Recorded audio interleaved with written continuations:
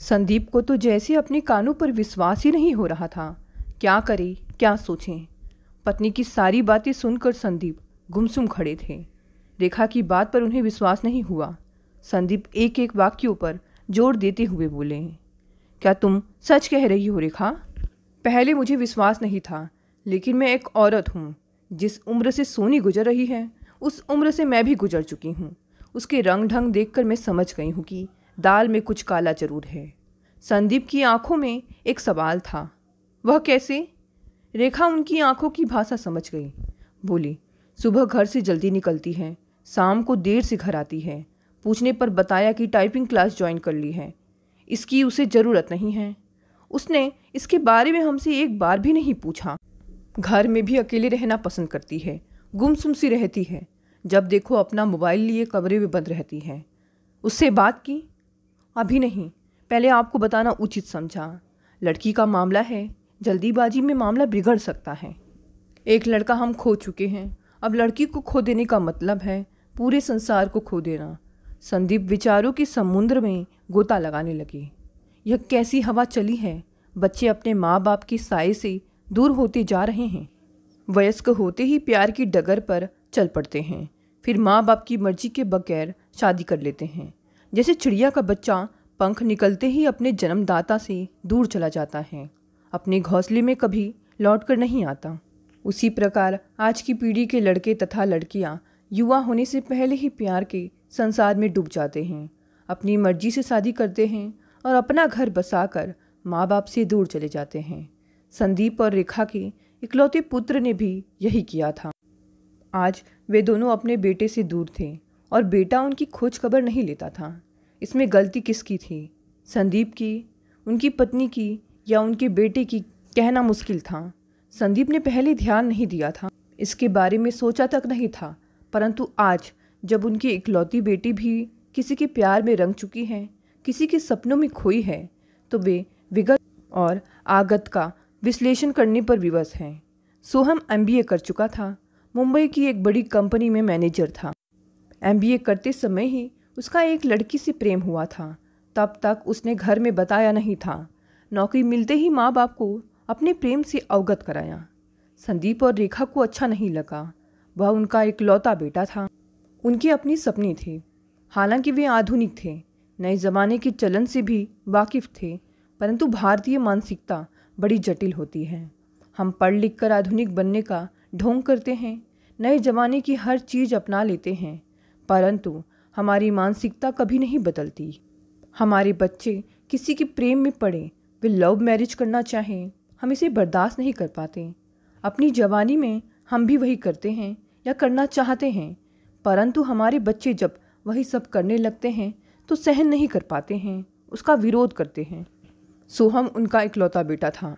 वे धूमधाम से उसकी शादी करना चाहते थे। वे उसे कामधेनु गाय समझते थे। उसकी शादी में अच्छा दहेज मिलता, इसी उम्मीद में अपने एक रिश्तेदार से उसकी शादी की बात भी कर रखी थी। मामला एक तरह से पक्का था। माँ बाप यहीं पर गलती कर जाते हैं, अपने जवान बच्चों के बारे में अपनी मर्जी से निर्णय ले लेते हैं। उनको इससे अवगत नहीं कराते। बच्चों की भावनाओं का उन्हें कोई ख्याल नहीं रहता। वे अपने बच्चों को एक जड़ वस्तु समझते हैं जो बिना चूं चपड़ किए उनकी हर बात माने। परंतु जब बच्चे समझदार हो जाते हैं तब वे अपने जीवन के बारे में वे खुद निर्णय लेना पसंद करते हैं। वे अपना जीवन अपने तौर पर जीना चाहते हैं। जब सोहम ने अपने प्यार के बारे में उन्हें बताया तो उनके कान खड़े हुए। चौंकना लाजमी था। बेटे पर वे अपना अधिकार समझते थे। संदीप और रेखा ने पहले एक दूसरे की तरफ देखा, फिर सोहम की तरफ। वह एक हफ्ते की छुट्टी लेकर आया था, माँ बाप से अपनी शादी के बारे में बात करने के लिए। प्रेम उसने अवश्य किया था, परंतु वह उनकी सहमति से शादी करना चाहता था। अगर वे मान जाते तो ठीक था, अगर नहीं तब भी उसने तय कर रखा था कि अपनी पसंद की लड़की से ही शादी करेगा। जिसको प्यार किया था उसे धोखा नहीं देगा, माँ बाप माने या ना माने। रेखा ने ही बात का सिर पकड़ा था। परंतु बेटे, हमने तो तुम्हारी शादी के बारे में कुछ और ही सोच रखा है। अब वह बेकार है। मैंने अपनी पसंद की लड़की देख ली है, वह मेरे अनुरूप है। हम दोनों ने एक साथ एमबीए किया था। अब साथ ही नौकरी भी कर रहे हैं, साथ ही जीवन व्यतीत करेंगे। परंतु हमारे सपने? रेखा ने प्रतिवाद करने की कोशिश की, परंतु सोहम की दृढ़ता के सामने वह कमज़ोर पड़ गई। रेखा की आवाज़ में कोई दम नहीं था। उसे लगा वह हार जाएगी। मम्मी, आप समझने की कोशिश कीजिए।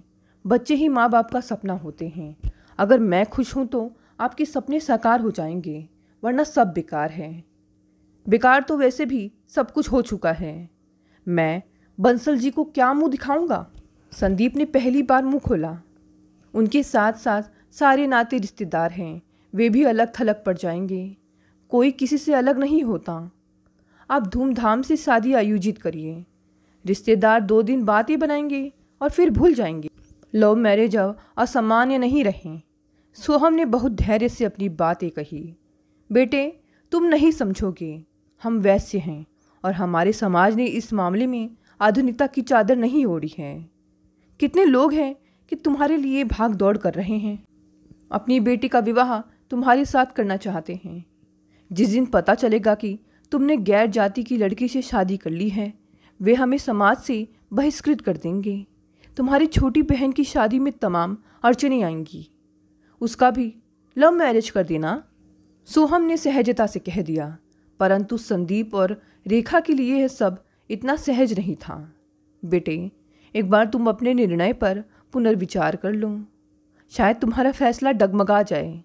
हम उससे सुंदर लड़की तुम्हारे लिए ढूंढ कर लाएंगे। सोहम हंसा। मम्मी, यह मेरा आज का फैसला नहीं है, पिछले 3 सालों से हम दोनों का यही फैसला है। अब यह बदलने वाला नहीं। आप अपने बारे में बताएं, आप हमारी शादी करवाएंगे या हम स्वयं कर लें? किसी ने सोहम की बात का जवाब नहीं दिया। वे दोनों अचंभित, भौचक्के और ठगे से बैठे थे। वे सभ्य समाज के लोग थे, लड़ाई झगड़ा कर नहीं सकते थे। बातों के माध्यम से मामलों को सुलझाने की कोशिश की, परंतु वे दोनों ना तो सोहम को मना पाए, ना सोहम के निर्णय से सहमत हो पाए। सोहम अगले दिन मुंबई चला गया। बाद में पता चला उसने कोर्ट के माध्यम से अपनी प्रेमिका से शादी कर ली थी। वे दोनों जानते थे कि सोहम ने भले अपनी मर्जी से शादी की थी, परंतु वह उनके मन से दूर नहीं था। बस उनका अपना हट था। उस हट के चलते अभी तक बेटे से कांटेक्ट नहीं किया था। बेटे ने पहले 1-2 बार फ़ोन किया था। संदीप और रेखा ने उससे बात की थी, हाल चाल भी पूछा, परंतु उसको दिल्ली आने के लिए कभी नहीं कहा। फिर बेटे ने उनको फ़ोन करना बंद कर दिया। अब शायद वह हट टूटने वाला था। सोनी के साथ वह पहली वाली गलती नहीं दोहराना चाहते थे। संदीप ने शांत भाव से कहा, रेखा, हमें बहुत समझदारी से काम लेना होगा। लड़की का मामला है। प्रेम के मामले में लड़कियां बहुत नासमझी और भावुकता से काम लेती हैं। अगर उन्हें लगता है कि माँ बाप उनके प्रेम का विरोध कर रहे हैं तो बहुत गलत कदम उठा लेती हैं। या तो वे घर से भाग जाती हैं या आत्महत्या कर लेती हैं। हमें ध्यान रखना है कि सोनी ऐसा कोई कदम ना उठा ले। रेखा बेचैन हो गई। क्या करें हम? कुछ करने की आवश्यकता नहीं है, बस उससे बात करो, उसकी सारी बातें ध्यान से सुनो, उसके मन को समझने का प्रयास करो। शायद हम उसकी मदद कर सकें। अगर वह समझ गई तो बहकने से बच जाएगी। उसके पैर गलत रास्ते में नहीं पड़ने देंगे। ये रास्ते बहुत चिकने होते हैं, फिसलने में देर नहीं लगती। ठीक है, रेखा ने आश्वस्त होकर कहा। रेखा ने देर नहीं की, जल्द ही मौका निकाला। सोनी से बात की। वह अपने कमरे में थी। रेखा ने कमरे में घुसते ही पूछा, बेटा क्या कर रही हो? सोनी हड़बड़ा कर खड़ी हो गई।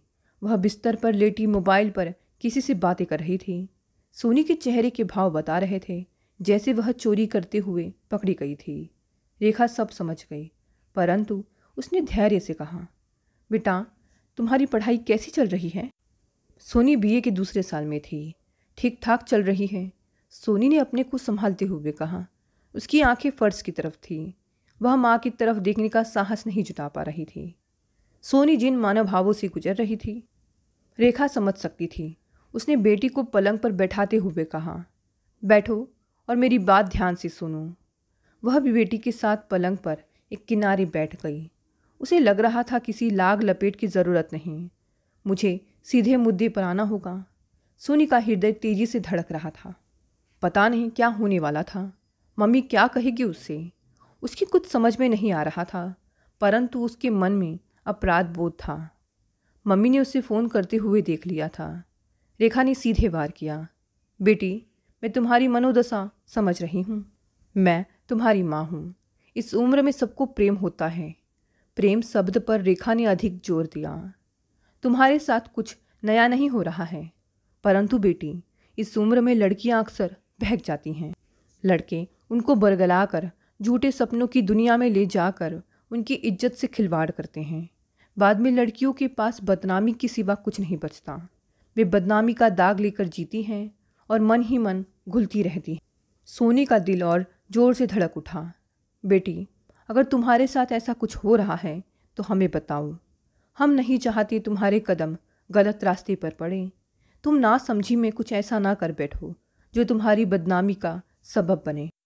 अभी तुम्हारी पढ़ाई की उम्र है, लेकिन यदि तुम्हारे साथ प्रेम जैसा कोई चक्कर है तो हम शादी के बारे में भी सोच सकते हैं। तुम खुलकर बताओ, क्या वह लड़का तुम्हारे साथ शादी करना चाहता है? वह तुमको लेकर गंभीर है या बस खिलवाड़ करना चाहता है? सोनी सोचने लगी, पर उसके मन में दुविधा और शंका के बादल मंडरा रहे थे। बताए या ना बताए, मम्मी उसके मन की बात जान गई है। आखिर कहाँ तक छिपाएगी? नहीं बताएगी तो उस पर प्रतिबंध लगेंगे। उसने आगे आने वाली मुसीबतों के बारे में सोचा। उसे लगा कि माँ जब इतने प्यार और सहानुभूति से पूछ रही हैं तो उनको सब कुछ बता देना ही उचित होगा। सोनी खुल गई और धीरे धीरे उसने मम्मी को सारी बात बता दी। गनीमत थी कि अभी तक सोनी ने अपना कौमार्य बचा कर रखा था। लड़के ने बहुत कोशिश की थी, परंतु वह उसके साथ होटल जाने को तैयार नहीं हुई। डर गई थी, इसलिए बच गई। मम्मी ने इत्मीनान की गहरी सांस ली और बेटी को सांत्वना दी कि वह सब कुछ ठीक कर देंगी। अगर लड़का तथा उसके घर वाले राजी हुए तो इसी साल उसकी शादी कर देंगे। सोनी ने बताया था कि वह अपने साथ पढ़ने वाले एक लड़के के साथ प्यार करती हैं। उसके घर परिवार के बारे में वह बहुत कम जानती हैं। वे दोनों बस प्यार के सुनहरे सपने देख रहे हैं, बिना पंखों के हवा में उड़ रहे थे। भविष्य के बारे में अनजान थे। प्रेम की परिणति क्या होगी इसके बारे में सोचा तक नहीं था। वे बस एक दूसरे के प्रति मगन थे। यह शारीरिक आकर्षण था जिसके कारण लड़कियां अवांछित विपदाओं का शिकार होती हैं। रेखा ने संदीप को सब कुछ बताया। मामला सचमुच गंभीर था। सोनी अभी ना समझ थी। उसके विचारों में परिपक्वता नहीं थी। उसकी उम्र अभी 20 साल थी। वह लड़का भी इतनी ही उम्र का होगा। दोनों का कोई भविष्य नहीं था। वे दोनों बर्बादी की तरफ बढ़ रहे थे। उन्हें संभालना होगा। स्थिति गंभीर थी।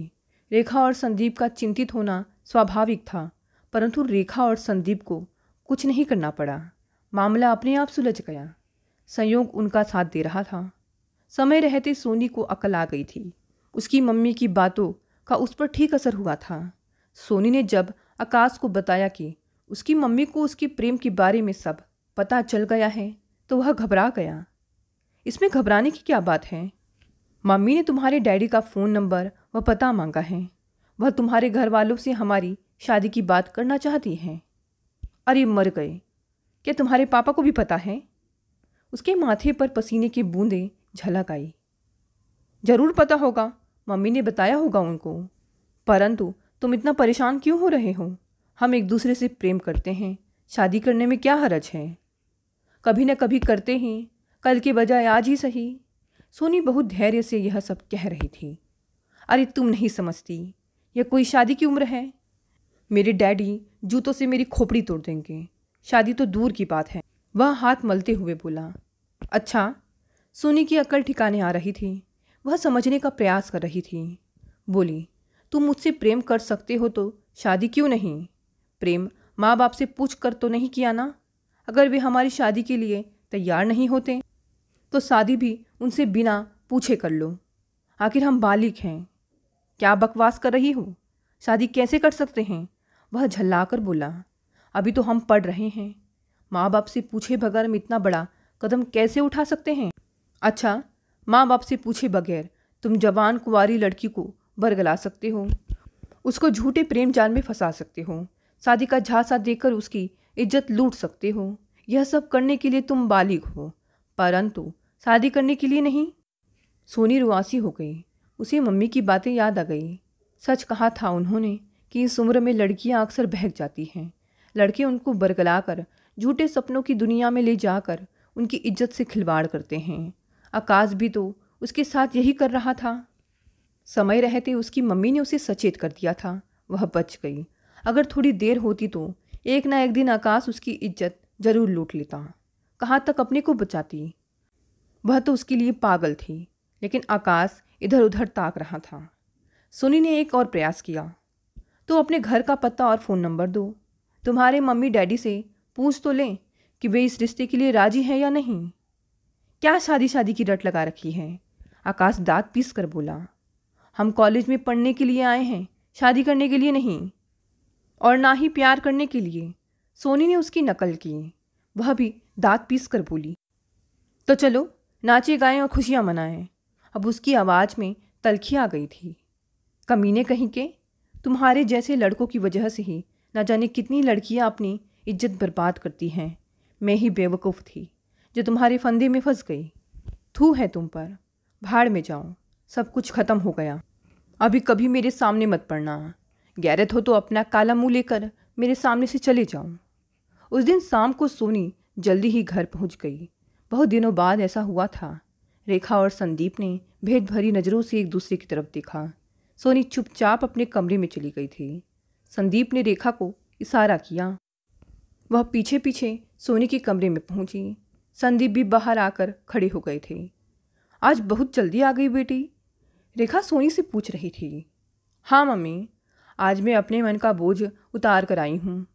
बहुत हल्का महसूस कर रही हूँ। फिर उसने एक एक बात मम्मी को बता दी।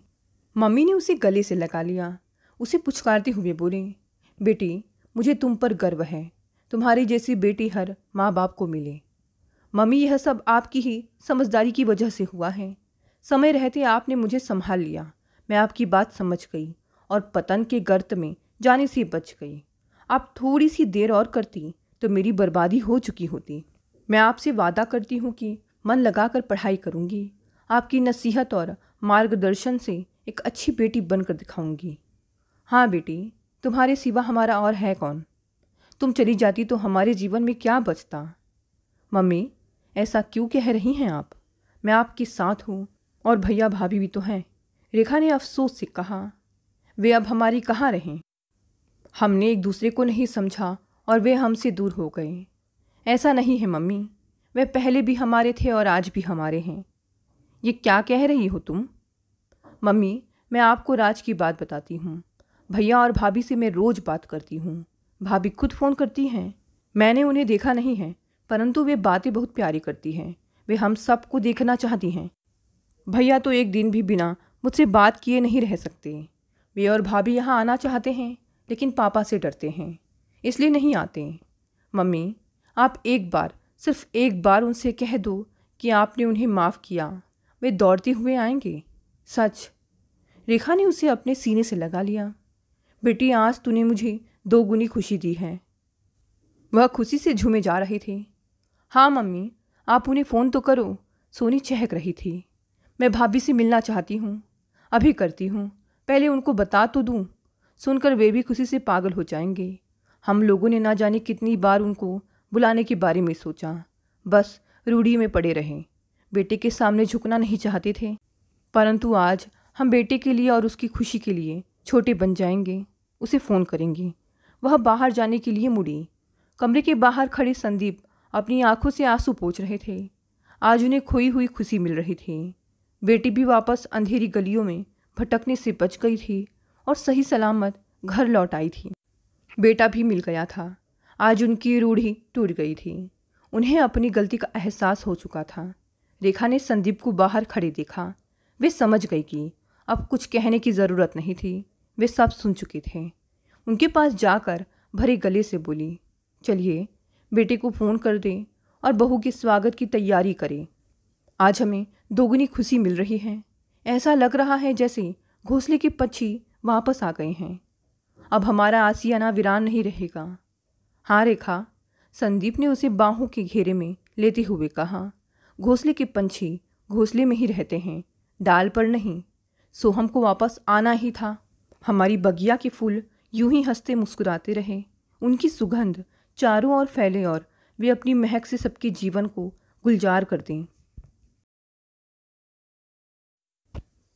मेरी शादी को 1 साल हो चुके थे। वैसे ससुराल तो मेरा बड़ा है। ससुराल में सास ससुर, 2 जेठ और 2 जेठानी और उनके बच्चे हैं। राकेश घर के सबसे छोटे बेटे हैं और उस नाते रिया भी घर की छोटी बहू है। राकेश की नौकरी देहरादून में थी, जिस नाते राकेश और रिया दोनों देहरादून शिफ्ट हो गए। शुरुआत के 1-2 महीने राकेश की माँ भी आई थी, लेकिन बाद में वे वापस मुंबई चली गई क्योंकि उनका मन नहीं लग रहा था यहाँ। अब रिया का भी मन देहरादून में नहीं लग रहा था, इसलिए उसने कुछ महिला ग्रुप ज्वाइन कर ली, जिनमें से रूपा उसकी बेस्ट फ्रेंड थी। दोनों में अब काफ़ी गहरी दोस्ती हो गई थी। रूपा के बेटे का जन्मदिन पार्टी था, जिसमें रिया और राकेश आमंत्रित थे। शाम होने को था और रिया तैयार होकर पति का इंतज़ार कर रही थी। उसका अभी तक कोई पता नहीं था। कई बार फ़ोन ट्राई भी कर चुकी थी, लेकिन वह लग नहीं रहा था। अब तक रूपा का कई बार फ़ोन आ चुका था। रिया उससे कई बहाने बनाए जा रहे थे, लेकिन जब 8 बज गया तब रिया को गुस्सा आने लगा, क्योंकि उसने राकेश को कितनी बार याद दिलाया था। तभी डोरबेल बजी। दरवाज़ा खोला तो सामने राकेश खड़ा था। देखो रिया, तुम चली जाओ, मैं नहीं आ पाऊँगा। तुम नहीं आ रहे?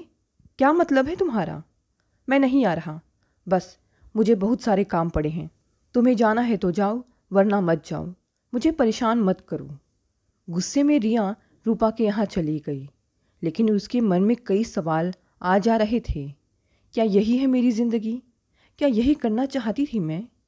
रिया और राकेश के बीच हमेशा मनमुटाव रहता था, जैसे 2 अलग विचारों के लोगों को बांध दिया गया था एक ऐसे बंधन में जिसे तोड़ना इतना आसान नहीं था। रिया एक स्वतंत्र विचारों की थी, जबकि राकेश को समाज की रूढ़ियों ने जकड़ रखा था। उसके परिवार में बहुओं को ज़रा भी आज़ादी नहीं थी। राकेश को लगता था महिलाएं 4 दीवारी में ज़्यादा सुरक्षित हैं, बाहर की दुनिया उनके लिए नहीं है। आज के ज़माने में भी वह ऐसा सोचता था। शादी के पहले तो वो ऐसा नहीं कहता था, फिर शादी के बाद ये बंदी से कैसी? जब भी रिया उससे अपनी नौकरी की बात करती, वह झल्ला उठता था। बर्थडे से लौटकर रिया बहुत थक चुकी थी। सुबह नींद खुली तो राकेश टेलीविज़न देख रहा था। रिया ने झट से चाय नाश्ता तैयार किया। क्या हुआ रिया? राकेश, वो मैं तुम्हारे ऑफिस जाने के बाद घर पर अकेली रह जाती हूँ, बहुत बोर हो जाती हूँ मैं। तो? हाँ तो बुला लो अपनी माँ को कुछ दिनों के लिए।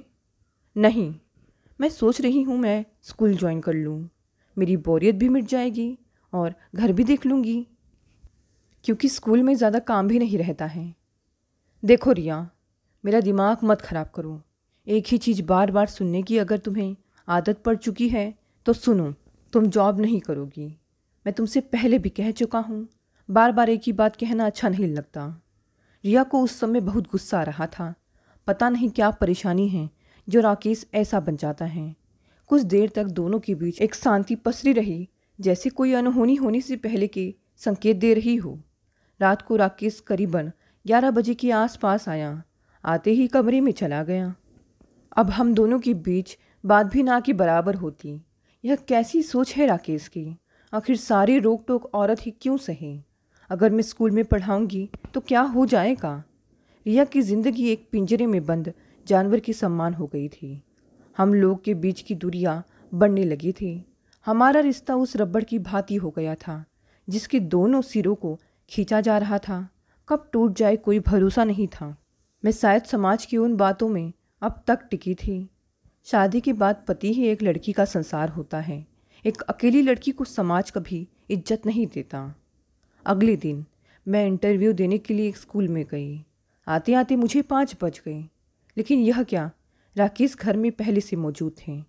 आप कब आए? बिना कोई उत्तर दिए राकेश चीख पड़ा। कहाँ गई थी? इंटरव्यू देकर आ रही हूँ। अच्छा, किससे पूछ कर गई थी? जब मना किया गया है तो तुम जिद पर क्यों अड़ी हो? क्योंकि मैं भी एक इंसान हूँ। तुम्हारी पत्नी के अलावा मेरा भी कोई वजूद है जिसे तुम मिटा देना चाहते हो। बस बहुत हुआ। रिया, तुम समझती क्यों नहीं हो? मैं मम्मी पापा को क्या जवाब दूंगा? वे तो यही कहेंगे कि पत्नी को संभाल भी नहीं सकता। कुछ सीख अपने भाइयों से। ओह, अब समझ आई बात। क्यों नहीं जाने देना चाहते तुम? तुम्हारे मम्मी पापा नहीं चाहते इसलिए ना? हाँ, सही सुना तुमने। अब तुम्हें ही फैसला करना है कि आगे तुम अपना भविष्य कैसे देखना चाहती हो, या तो जॉब या तो पति। कहकर राकेश चला गया। रात भर रिया ने फैसला लिया। छी, कितनी घटिया मानसिकता है इन सभी की। सुबह राकेश जल्दी ऑफिस चला गया। मैंने भी फैसला कर लिया था कि अब मैं नहीं रहूँगी, लेकिन मन में एक आस थी कि शायद राकेश मान जाए। राकेश के आते ही मैं बैग लेकर जाने लगी। मेरे मन के एक कोने ने कहा, अब राकेश हाथ पकड़कर रोक लेगा, लेकिन इसके विपरीत उसने इतना ही कहा, अब मेरे घर का दरवाज़ा हमेशा हमेशा के लिए तुम्हारे लिए बंद है। अब मेरी ज़िंदगी में मत लौटना। नहीं लौटूंगी, कहकर मैं चली गई। एक अजीब से सुकून का अनुभव हो रहा था, जैसे किसी पिंजरे में बंद पंछी को एक लंबे अरसे के बाद स्वतंत्र किया गया हूँ। दोस्तों, ये कहानी यहीं समाप्त हो गई। कहानी पसंद आई तो इसे लाइक, शेयर और कमेंट करें। नए हैं तो इस चैनल को भी सब्सक्राइब कर लें। धन्यवाद दोस्तों, मिलते हैं अगली नई कहानी से।